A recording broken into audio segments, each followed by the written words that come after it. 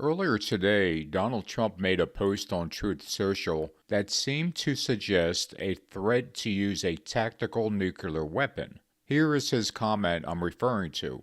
Everybody is talking about the hostages who are being held so violently, inhumanely, against the will of the entire world in the Middle East, but it's all talk and no action. Please let this truth, and he's referring to his own comment, serve to represent that if the hostages are not released prior to January 20th, 2025, the date that I proudly assume office as President of the United States, there will be all hell to pay in the Middle East and for those in charge who perpetrated these atrocities against humanity.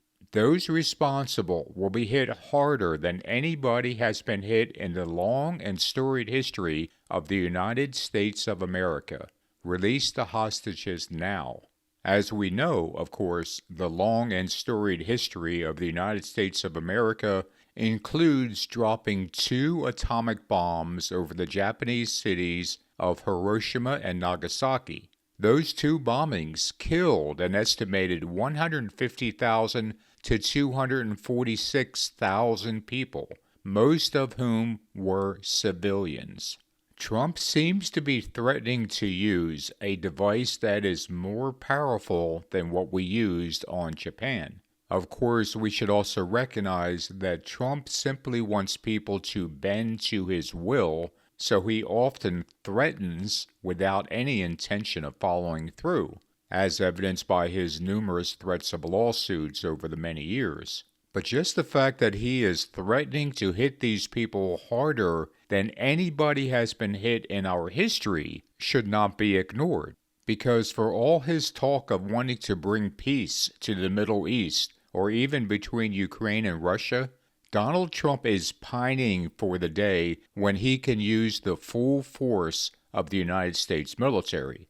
It is why he threatens to have the U.S. military involved in the streets of America during his next term, and comments such as the one he made today is not even the first time that he's mentioned the incredible destructive power of the United States. We just have to remember how he basically threatened North Korea and Kim Jong-un. North Korea best not make any more threats to the United States. They will be met with fire and fury like the world has never seen. He has been very threatening beyond a normal statement. And as I said, they will be met with fire, fury, and frankly power, the likes of which this world has never seen before. So while we look at these comments and we can see that it's probably a lot of Trump bluster, and that if the hostages are released before he takes office, he will, of course, take credit for causing that to happen. But these comments also betray an underlying desire of Donald Trump to use the military of the United States to attack other nations. And sooner or later, it's exactly what he's going to do.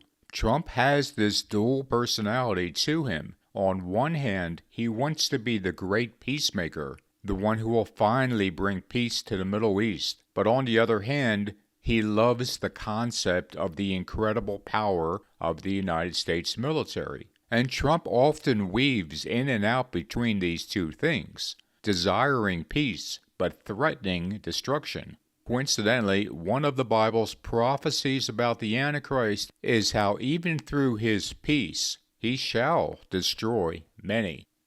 Thank you for watching, and I have an important channel update pinned to the comments below. If you get bored, please read that for a second, and I will talk to you guys soon.